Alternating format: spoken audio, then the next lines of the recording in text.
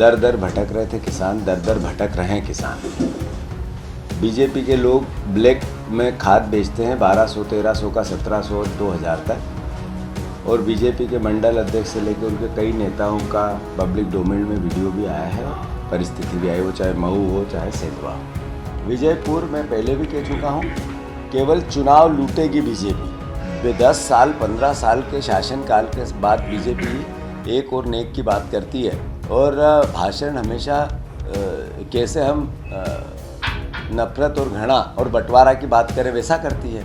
मध्य प्रदेश में होने वाले उपचुनाव को लेकर सियासत तेज हो गई है। पीसीसी चीफ जीतू पटवारी एक बार फिर खाद का मुद्दा उठा रहे हैं। जीतू पटवारी ने कहा कि बुधनी जो केंद्रीय कृषि मंत्री का क्षेत्र है, वहां भी लोगों को खाद की परेशानी हो रही है। बीजेपी के नेता बताए रबी और खरीफ के लिए कितना खाद चाहिए था, सरकार ने कितनी मांग की थी और उसके एवज में कितनी आपूर्ति हुई है। यदि बुधनी में पर्याप्त खाद लोगों को मिला होगा तो पिछली बार 1,08,000 से बीजेपी जीती थी, इस बार 1,09,000 से चुनाव जीतना चाहिए। बीजेपी के अध्यक्ष आदरणीय वीडी शर्मा जी ने कहा कि खाद की कोई कमी नहीं है और बुधनी से वीडियो लाकर पब्लिक को डोमेन में लेके आए। मुझे दुख होता है इस बात का कि किसानों को जो सहूलियत और सहायता इस रबी और खरीफ की फसल में सरकार को खाद के रूप में करनी थी, वो कर नहीं पाई। दर दर भटक रहे थे किसान, दर दर भटक रहे हैं किसान। बीजेपी के लोग ब्लैक में खाद बेचते हैं 1200, 1300 का, 1700 और 2000 तक। और बीजेपी के मंडल अध्यक्ष से लेकर उनके कई नेताओं का पब्लिक डोमेन में वीडियो भी आया है, परिस्थिति भी आई, वो चाहे मऊ हो चाहे सेंधवा हो। बुधनी में वो कह रहे हैं खाद की किल्लत है, तो लोगों का पिछली बार 1,08,000 से जीती थी बीजेपी। अगर खाद सही होगा तो 1,09,000 से जीतनी चाहिए। अगर लोग बुधनी में बीजेपी के खिलाफ हुए हैं तो लॉजिक है, कुछ तो हुआ है। विजयपुर विधानसभा को लेकर पीसीसी चीफ ने कहा कि बीजेपी विजयपुर में लूट के जरिए जीत दर्ज करना चाहती है। कांग्रेस का एक एक कार्यकर्ता इस लूट के खिलाफ शासन, प्रशासन और बीजेपी नेताओं से लड़ने के लिए तैयार खड़ा है। मैं खुद 11 तारीख तक विजयपुर में रहूंगा, उसके बाद विजयपुर के आसपास सबलगढ़, शिवपुरी और श्योपुर में डेरा डालूंगा ताकि विजयपुर में जनमत के साथ लूट न हो सके। बदलाव है भयंकर, अद्भुत, अकल्पनीय। विजयपुर में पहले भी कह चुका हूँ, केवल चुनाव लूटेगी बीजेपी, सरकार और प्रशासन और पैसे से। तो आज से लेके 13 तारीख तक बुधनी के विजयपुर के मैं आसपास रहूँगा।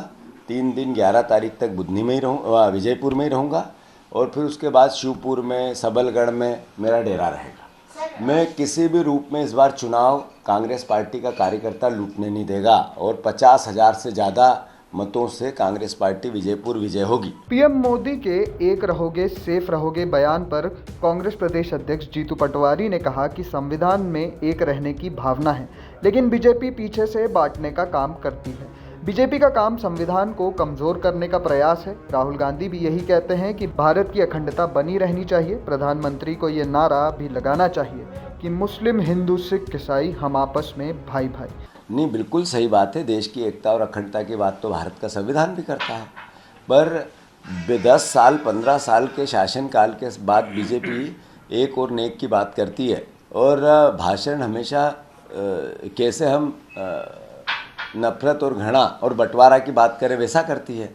जैसा राहुल गांधी जी ने कहा कि बीजेपी सामने से अब इस तरह की बातें नहीं करती, पीछे के रास्ते से करती है। संविधान को भी तोड़ने की बात, कमज़ोर करने की बात सामने से नहीं करती, पीछे से करती है। तो नरेंद्र मोदी जी, देश के संविधान की मूल भावना ही देश की एकता और अखंडता है। भारत का भाईचारा बना रहे, हिंदू, मुस्लिम, सिख, ईसाई आपस में है भाई भाई, ये नारा भी नरेंद्र मोदी जी को लगाना चाहिए। इस देश की नीड है। ये भारत का प्राचीन इतिहास, सभ्यता, जो हिंदू धर्म की मुख्य विचार है, वसुधैव कुटुंब का, जो विश्व की शांति का, विश्व के कल्याण का, उसका भी तो जिक्र करे वो, ये अच्छा लगेगा। क्या आपको लगता है कि जीतू पटवारी ने जो बोला है, क्या प्रधानमंत्री नरेंद्र मोदी के मुंह से हम कभी सुनेंगे? आपकी क्या राय है, आप हमारे साथ कमेंट बॉक्स में शेयर करना ना भूलें।